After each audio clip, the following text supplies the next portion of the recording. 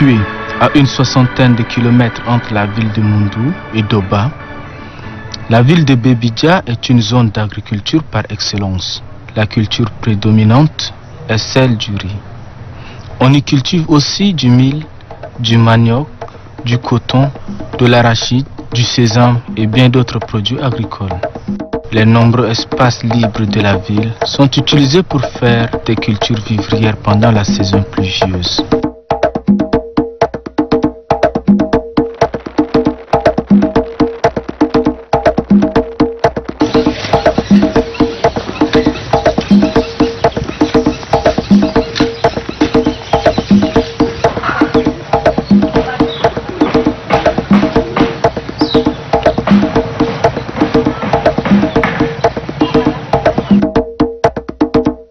L'agriculture est une pratique ancrée dans les mœurs des habitants de Bébidja. Nombreux sont ceux qui se regroupent en groupements ou associations dans le but de mutualiser leurs efforts et obtenir un meilleur rendement. Nous sommes à l'IRCT, un des quartiers périphériques de la ville d'Ngabidja, dénomination initiale de Bébidja, où vit cet homme. Lui, c'est Mbangnadi Théophile. Après son master en sociologie du développement rural obtenu au Cameroun, il décide de regagner sa ville natale pour travailler la terre. Pour y arriver, il veut associer les forces. Lorsque je suis revenu chez moi, j'ai vu que le développement rural n'est pas comme il se doit. Automatiquement, je suis mis à élaborer, à préparer les jeunes. Parce que nous avons toutes les potentialités, mais il nous manque simplement des orientations et un problème d'organisation. Si on pouvait organiser les jeunes, réorganiser les jeunes, à donner de l'importance à la terre, ils ne seront pas en chômage comme on est en train de crier en ce moment. Nous sommes mis en commun, on avait dit qu'il est même nécessaire qu'on crée une association qui peut regrouper tous les jeunes qui font cette activité. Parce que lorsqu'on avait fait la genèse même de la culture, on avait dit nous sommes nés agriculteurs, grandis dans la culture et on meurt dans la culture sans toutefois rendre vraiment ce qu'on est. Les membres de ces groupements sont formés par des experts sur les techniques de la culture du maïs. Ainsi, ils doivent désormais s'orienter vers cette culture. Lorsque nous voulons s'aimer le maïs, nous avons demandé l'apport de nitrates de la station de Bébidja. En avril, nous avons formulé une demande pour venir demander un apport, surtout en formation, comment doit-on s'aimer le maïs et comment doit-on entretenir pour avoir un bon rendement.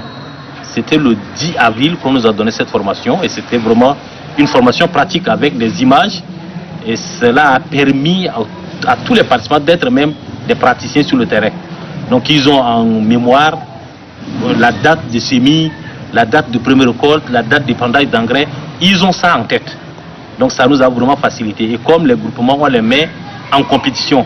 Les 6 groupements, chacun fait à recevoir ou bien à avoir un bon rendement parce que nous sommes en train de vouloir les juger à la récolte. Mbangnadi Théophile et quelques membres de ces groupements décident de nous montrer leur champ de maïs. Ici, à la proximité du village, ils ont un espace expérimental réservé à la culture du sésame, du coton, mais aussi du maïs.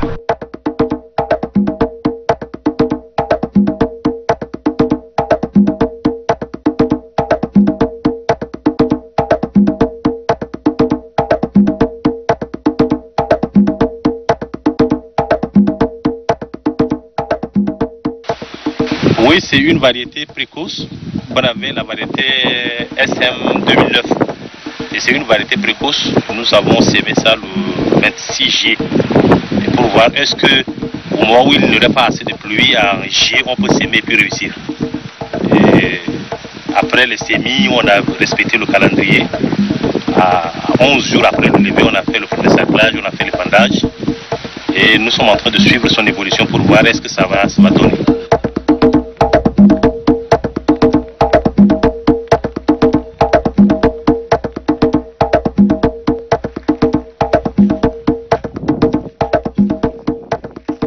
D'habitude, nos parents ne font pas ces cultures en ligne. Et nous avons ramené un petit espace pour trouver que lorsqu'on a un petit espace, on peut déjà exploiter et réussir. Que d'utiliser de la culture extensive. Si c'est un champ phare, c'est pour ramener à la population à comprendre le sens de la semis en ligne et puis l'utilisation de certains ingrédients pour la culture.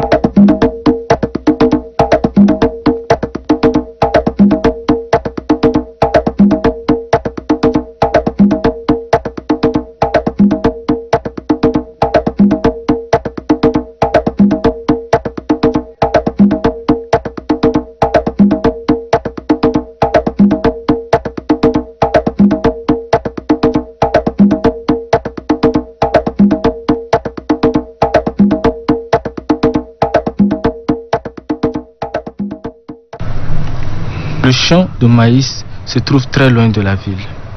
Ces jeunes doivent parcourir une dizaine de kilomètres pour y accéder, bravant plusieurs obstacles.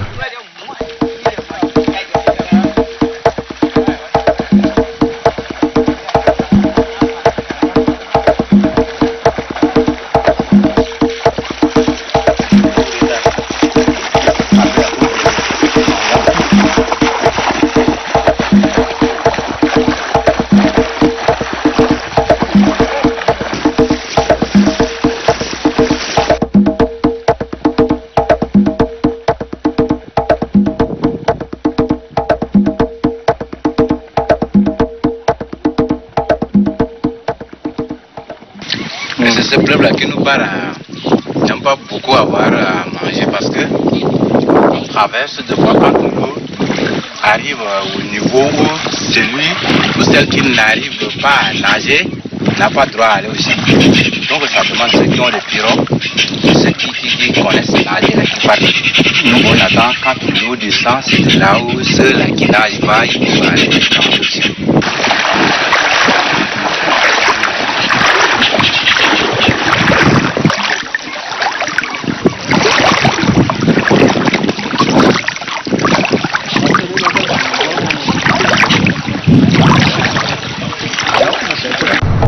Après 1h30 de marche, nous voici dans le champ de maïs, d'une superficie de 8 hectares. Chacun de ces 6 groupements entretient 1 hectare. La distance qui sépare notre champ du village, ça fait 11 km. Parce que du village jusqu'au fleuve appelé Andawa, ça fait une affaire de 4 km et demi. Et de Andawa jusqu'à Babouga, ici, ça fait 5 km et demi.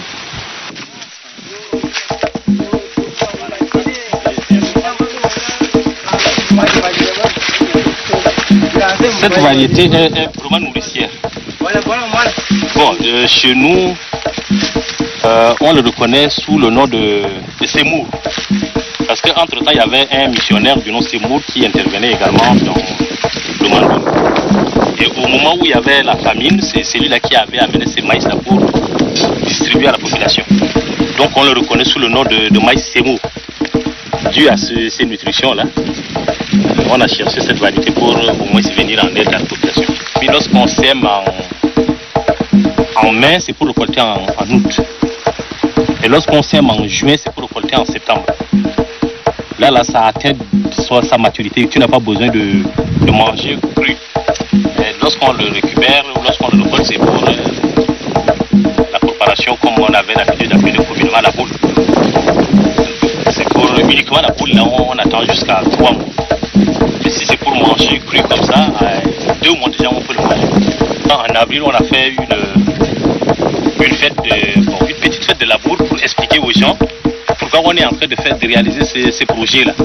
On a invité la population à organiser une grande fête où on a fait préparer les boules, on a préparé également les bouillies. On a appelé la population à venir déguster et à juger vraiment le sens de ce qu'on est en train de faire.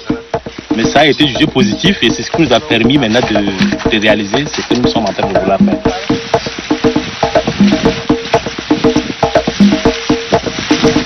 Il y avait un petit problème là. Nous, on s'est organisé en groupement, mais le groupement, on avait compris que plus ceux qui sont en train de vouloir travailler avec l'agriculteur ne font pas l'agriculteur. C'est-à-dire, ils protègent la culture. Nous, on s'est dit il faut plutôt prévoir un bon agriculteur pour avoir un bon rendement. Et nous avons également compris que de tous côtés, les gens sont en train de parler de la jeunesse, ils sont en train de parler du monde rural, mais nous sommes les jeunes du monde rural et nous ne nous lançons pas. Donc c'est ce qui nous a un peu motivés. Nous nous sommes dit, il faut qu'on se réunisse. Et la première des choses, c'est pas d'aller chercher des fonds, mais chercher plutôt de la nourriture pour la population. Et ceux qui vont travailler dans le même sens que nous sommes en train de faire, vont venir nous joindre et on va travailler pour le bien-être de la population. Donc depuis qu'on avait commencé, c'est avec nos propres moyens. Chacun fait de son propre gré pour la réalisation de champs. C'est ce qui nous tient à cœur. Et la deuxième des choses, nous sommes donnés vraiment au travail bureaucratique. C'est-à-dire, nous pensons que le pétrole va nous amener vraiment de luxe. Et tel que vous voyez, presque tous ceux qui sont là sont des ex-travailleurs de la sauvegarde. Et après avoir les déposés, ils n'ont pas d'autre activité pour secourir la population. Donc après avoir réuni les jeunes, ils ont compris que il est même mieux et nécessaire de vivre ensemble, de cohabiter pour lutter contre la pauvreté et la famine qui nous dérange à tout moment. Et il y a également l'organisation. Parce qu'il y a un problème de manque d'organisation qui est le point phare même de la jeunesse. La jeunesse ne s'organise pas. Ils veulent que c'est une autre personne qui vient les organiser. Donc nous on a dit non, nous on va s'organiser de notre manière. Est-ce qu'on ne peut pas arriver? Parce que si on voit bien les premiers indices du développement local, c'est avoir de la nourriture en abondance. Donc nous cherchons à avoir la nourriture en abondance. Et si les autres choses pour le développement local arrivent, viendra maintenant en complémentaire de ce que nous sommes en train de faire. Pour cette compétition, ces groupements doivent mettre en pratique toutes les règles apprises pendant la formation. Ils sont confrontés à plusieurs problèmes d'ordre naturel comme physique, n'empêchant pas les paysans d'aller jusqu'au bout de leur compétition. Nous, c'est groupement Kwasamne. On dit Kwasamne, si tu tiens la houe là, tu vas trouver. Quand tu laboures, tu vas trouver. Parce que le labour là, tu ne vas rien dire que voilà, c'est ça. C'est la pluie, celle qui juge. Donc quand tu laboures et qu'il y a la pluie, tu vas réussir quand même dans ta vie, quoi. Donc maintenant, nous, on a travaillé dans des sauvegardes et autres. On a vu que ça ne marche pas. C'est pourquoi on est revenu. On a renouvelé encore. Donc maintenant, on a vu les produits et autres. Donc le maïs a bien produit. Donc nous espérons que l'année prochaine, on va faire encore de plus. Donc nous invitons à les jeunes de venir vers nous et puis travailler comme nous sommes en train de faire. Donc si c'est ça, rien ne va nous arriver ici au Tchad. Mais quand on ne laboure pas, on reste, on dit que voilà, moi j'ai mes diplômes, je fais ça. Quand tu restes à la maison, tu ne vas rien trouver. Et nous constatons que c'est bon là même. Donc maintenant là, nous on s'est réunis, on a fait tout ça là. Pour aller même ailleurs là, nous ne pensons pas même d'aller maintenant ailleurs. Donc nous voulons toujours rester dans nos champs là seulement et puis faire des bonnes labourer et puis garder tout ça pour que ça sorte.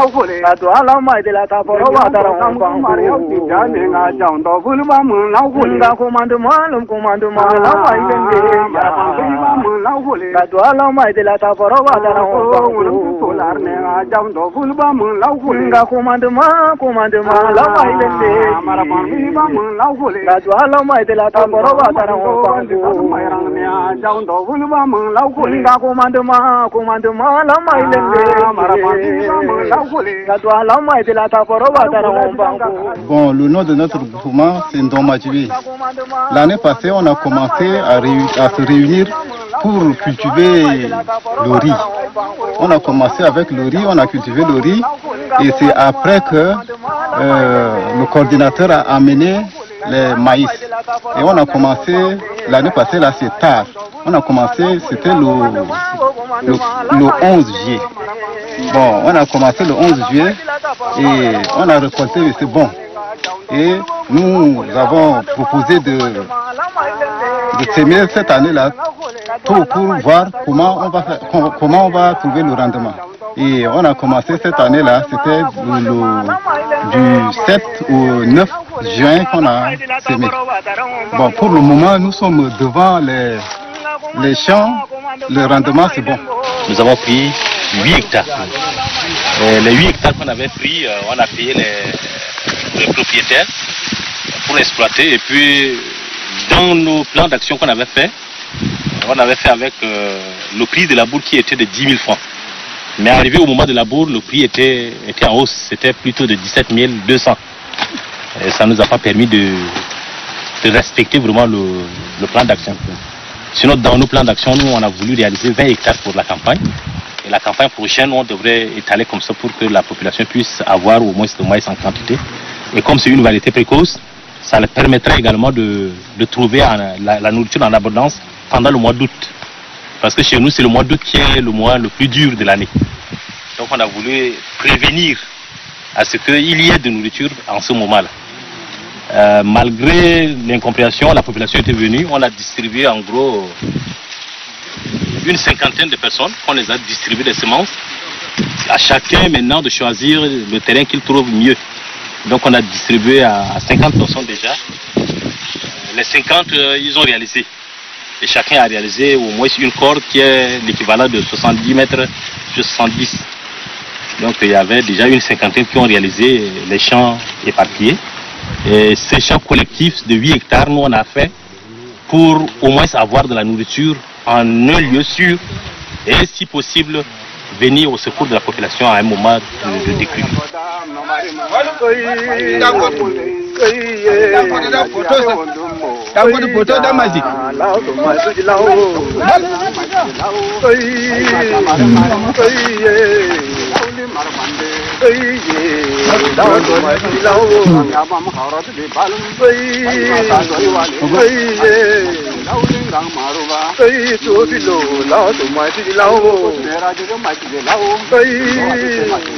Les difficultés en sont nombreuses.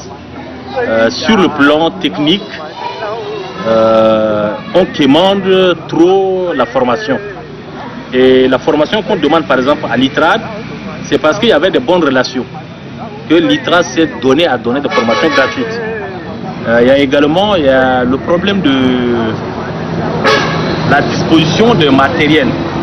C'est-à-dire nous voulons faire, mais nous n'avons pas les matériels pour le travail. Étant donné que l'année passée on a fait un plan d'action de 20 hectares, subitement le prix de la bourre était augmenté et ça nous a fait chuter de 20 à 8 hectares aujourd'hui. Donc c'est les difficultés de dernière heure. Sinon, notre objectif c'est de réaliser avec nos propres efforts et faire manger notre population à sa faim.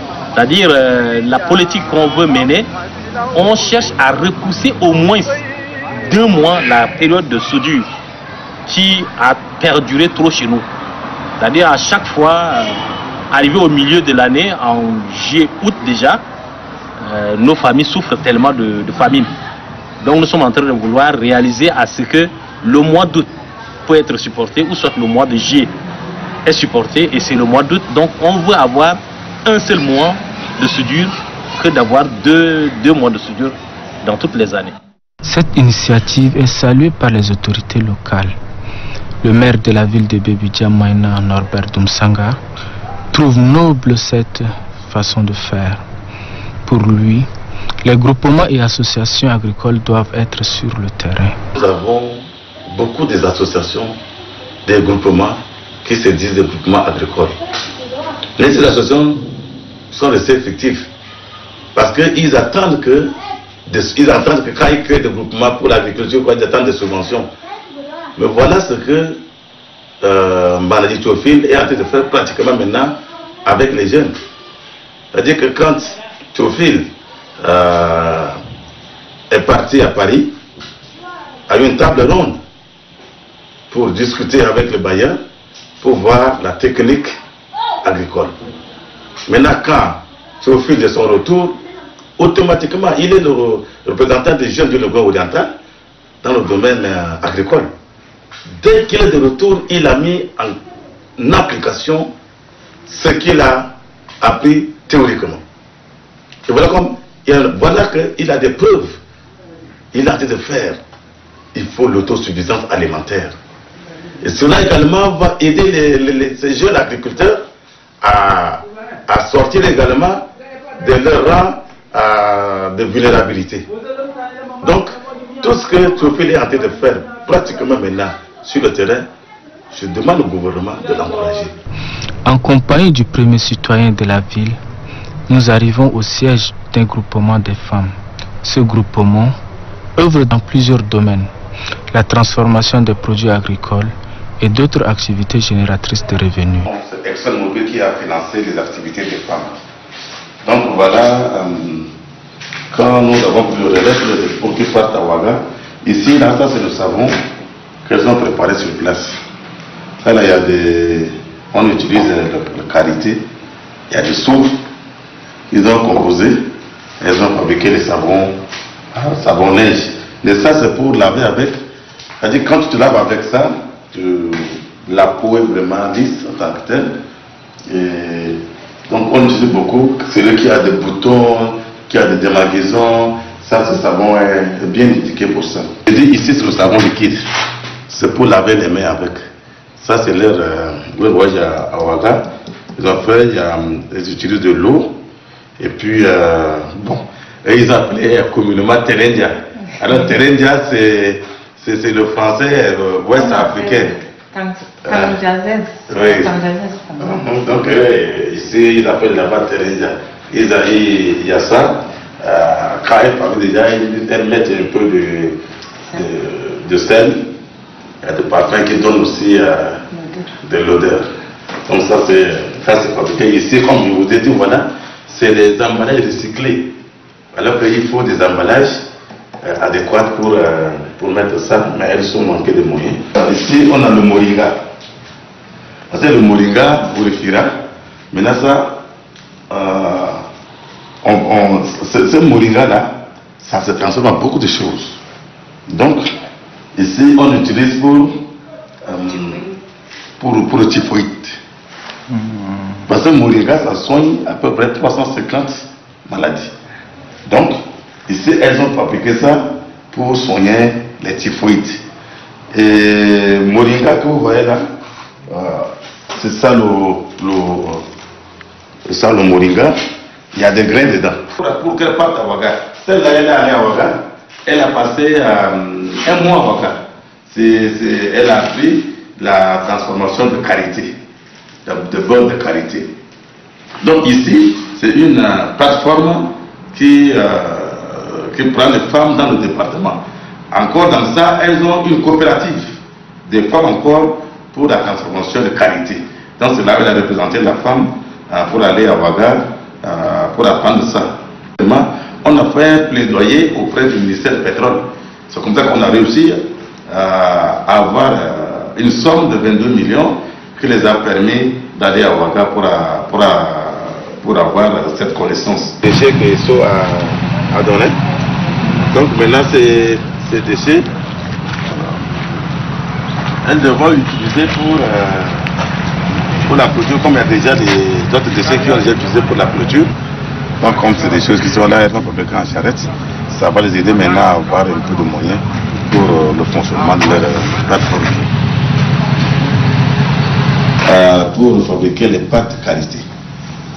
Donc, bon, effectivement, la machine n'est pas bien installée, donc elle l'utilise, mais pas beaucoup. Ça demande encore une autre réinstallation. Donc, c'est pour faire les pâtes karité. Quand il se tourne ici là maintenant, ça c'est pour faire les pâtes d'arachide. Mais il y a toujours le problème d'installation.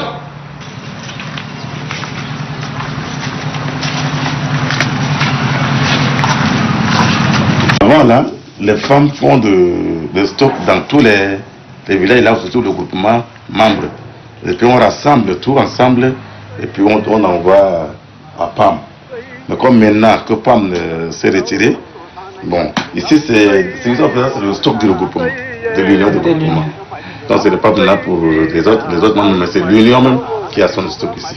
Comme dans toute organisation, les femmes et hommes du monde rural contribuent au développement du pays. Ils constituent une force non négligeable dans l'économie d'un pays. De ce fait, ils ont besoin d'unir leurs forces, leurs idées, mais aussi d'être accompagnés dans leurs travaux.